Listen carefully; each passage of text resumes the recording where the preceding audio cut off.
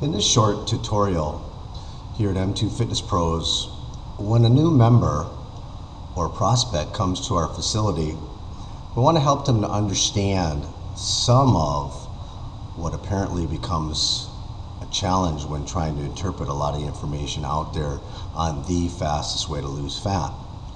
A lot of times it may be just understood that all that I need to do, for example, is go run and go do a marathon with really no regard to diet or no regard to being strong enough or ever having experience running. So that's one school of thought. Another camp may be just eat a very good diet and everything else will take care of itself.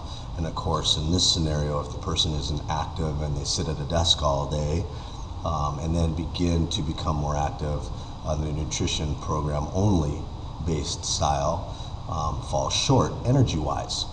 And then of course there's the school of thought, well, I'll just go to the gym and I'll lift weights for several hours a day. Typically in an adult life that doesn't really lend itself to a successful plan, because most adults have a full work day, and then to try to squeeze in 3 or 4 hours of weight training, it makes it challenging. So our big goal when a new member comes to M2 Fitness Pros is to help them understand that you need to have all three components. You need to have the nutrition in a good spot, you need to have the cardio in a good spot, and you also need to have the strength in a good spot. And by good spot, I mean properly proportionate for your particular goal. So forming somewhat of a trilogy, a triad, a triangle of elements that need to be focused on.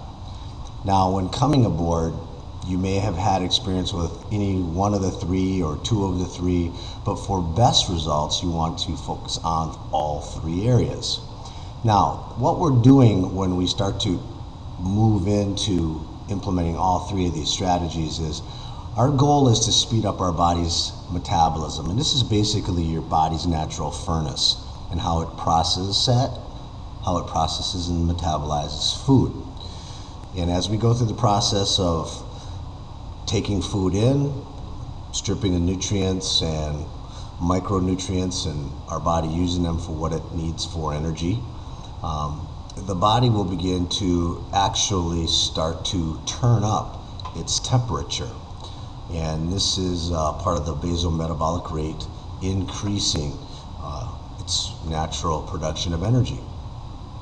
In addition to nutritional aspects here, we want to add the strength training.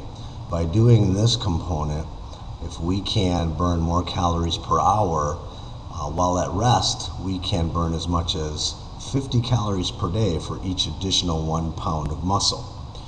And when we add 10 pounds of muscle to the body, that'll help us burn an additional 3,500 calories of energy, or so the theory goes. Now, typically when people come aboard into a program, they are coming from a place of little or no activity or just an incorrect sequence of events. So our first step is to find out in our assessment what you have in place, what needs to be adjusted, and then what needs to be included on another level. So we're going to put some tools in your hands to track these elements so that we can move you along in the direction of your fat loss goals. This is one of a 3-part series, so I'll go through the next component here shortly. But just understand from this point forward that we want to have all three pieces in place, a strong cardio program, and again, we can define that based on where your starting point it is. Also, a solid nutrition plan, and again, we'll find out where you are currently and the direction you want to go with that and your understanding. And then of course, a strength training program. And that doesn't necessarily mean a bodybuilding program.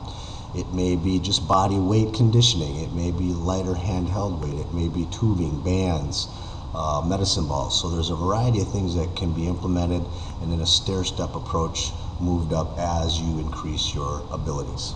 So let's move on to section number 2.